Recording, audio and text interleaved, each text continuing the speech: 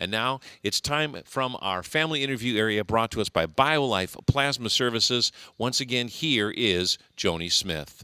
Well, thank you so much. We got off to a little bit of a quiet start last hour as things happen. But Zoey's here now, so we have thrown quiet out the window because Zoey has a cowbell.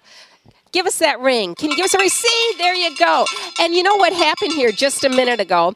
We wanted to try to get a little bit of interaction going on, and it's unbelievable because our phone bank and our phone bank volunteers. Good morning, phone bank volunteers. Blood Center of Wisconsin making that happen. And so what Zoey did is she went over to the volunteers and she started ringing her cowbell. Jennifer and Zeb are here. Good morning, you two. Good morning. We were just talking about our morning routine because Zoey looks so adorable in her purple this morning. Yes. And I was asking, how in the world does a morning routine start in your house? Tell us about it.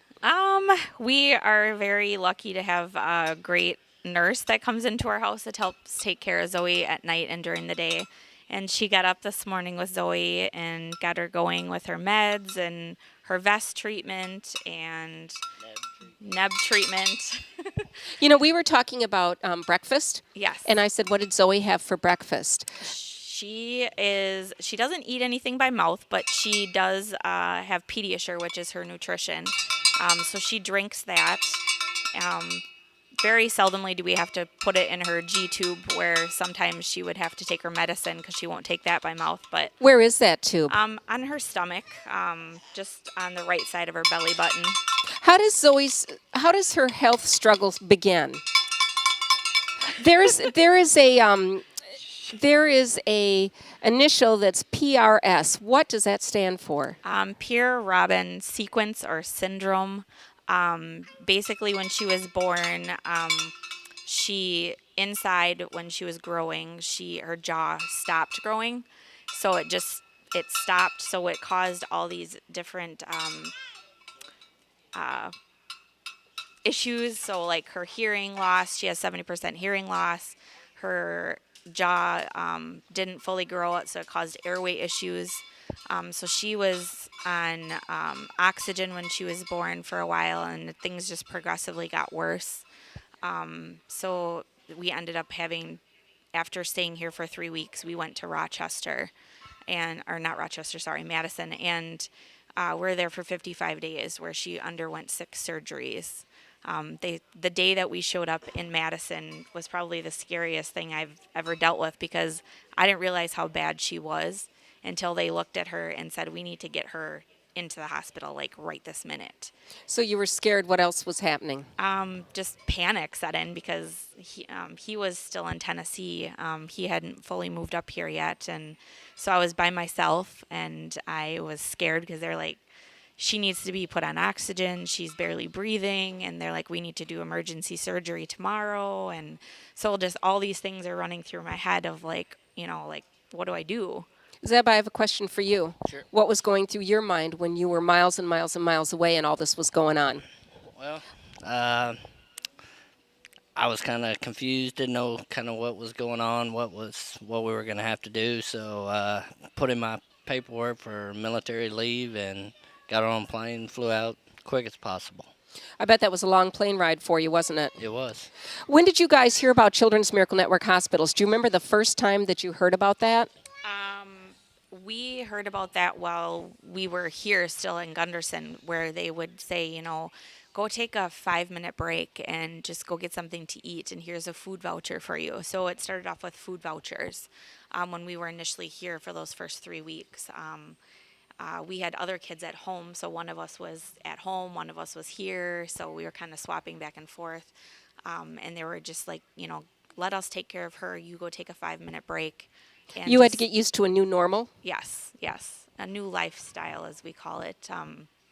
It is our norm. We're used to it now, but in the beginning, it was definitely something to get used to. Now, Zoey is now 5 years old. Yes. And she's a little upset with you guys this morning because she didn't get to... go to school right away. Okay. We had to explain to her because school is she still likes closed. to ride... The bus. Okay. And she's not happy when she doesn't get to No. ride the bus. No. So in your house in the morning, you've got some help going on. Yep. Okay, and now there were some other things besides the food vouchers that Children's Miracle Network hospitals helped with, and is some of that equipment in your home? Yes, we were very pleased. They gave us a iPad for Zoe a few years back. And this was before Zoe would speak at all. So her communication was very minimal. And so they awarded us with a iPad, which has tremendously helped her with sign language learning, just watching videos of kids and talking, and just children's videos on there. She loves Caillou, so she watches those shows. She learns a lot of things from those shows on there, and it has helped her tremendously to the point of now she talks a lot instead of doing sign language. I understand that there's a new game plan coming up. Yes. Which includes some more scary things. Yes. A couple But- more surgeries. A couple more surgeries. We were talking about that. Can you give us just a little idea what's happening? Can you give us an idea? I know something has to do with knees and plates and. Yeah, she has where her, I think it's her right leg, it turns in, and so her knee almost touches the other one when she's standing up straight, so it like points towards the other. So they're going to do some surgery, put some plates in, stop the growth on one leg, and so they can kind of fix the other one. And then it's a day surgery, so they should be able to fix her legs. But then she's got another one coming up for she's going to have another jaw distraction surgery. So we don't know how that one's going to go, because when they did it the first time, they didn't do it enough. So they're going to have to do it again. When the first time she was sedated for 2 weeks because they put the pins in the jaw and turn it and bring that jaw forward. Well, they're talking about they may have to do it on the bottom and the top this time. And if they do that, they didn't say anything about sedation, but his movement, how she moves and all the stuff that she does, I don't know how you couldn't sedate her for 2 weeks again. So This morning when the three of you came in, and I happened to be sitting here, we're in the Gunderson Lutheran Hospital lobby, and I heard a little something, and it went right to my heart. Zoe said she was worried that she was coming to the doctor and something was going to hurt. And it brought it right back to why we're sitting here. yeah. So she walks through the doors, and now she's having fun with the cowbell. But I heard that first thing. She's worried. Yeah. She How do gets you a guys little- how do you guys deal with that? Because I know you come here quite a bit. Yeah. How do you deal with that? We just have to try and explain to her that what she's here for, and that this one's not gonna hurt. But I mean, I understand her anxiety. You're explaining that to a 5-year-old. right. Yeah. Yeah. But this is like her next surgery will be what, 29? Yeah. Her 29th surgery. Yeah. We count every surgery as a surgery because it doesn't matter if it's a day surgery or we're spending the night. There's still surgery. She still has to be put under. So she's been put under over 29 times. I think this would be a great time to give everybody the phone number, 781-1477, 1-800-853-6889. You are listening to the Children's Miracle Network Radiothon, the 2016 edition. And what we're going to do is we are going to ask people to give us a call. Is what we're going to do, because you're not the only family that's been affected, and I know that you travel in a circle and you meet a lot of these families that have these issues. Did you hear that wonderful Yes. noise? Okay, that time it wasn't Zoe on a cowbell. That time it was the phones ringing.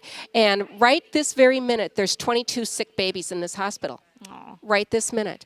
And, for you to get up early in the morning, for you to get Zoe dressed up as a living doll and be in here and turning your household upside down, that is just amazing. And we want to thank you so much. And Halloween's coming up. What's Zoe going to be for Halloween? Zoe is so much into superheroes, so she is going as Wonder Woman this She's year. going as Wonder Woman. Okay, everybody that's out there and their child is going Halloweening and trick-or-treating is Wonder Woman. 781-1477, 1-800-853-6889. You guys are awesome, and Thank you really you. are. We're not just saying that. We mean that. Thank you for you. coming in and No, joining thank us. you. And we'll be watching your progress. Yes, We'll be thank you. watching. You're listening to the Children's Miracle Network Radiothon, a service of the La Crosse Radio Group.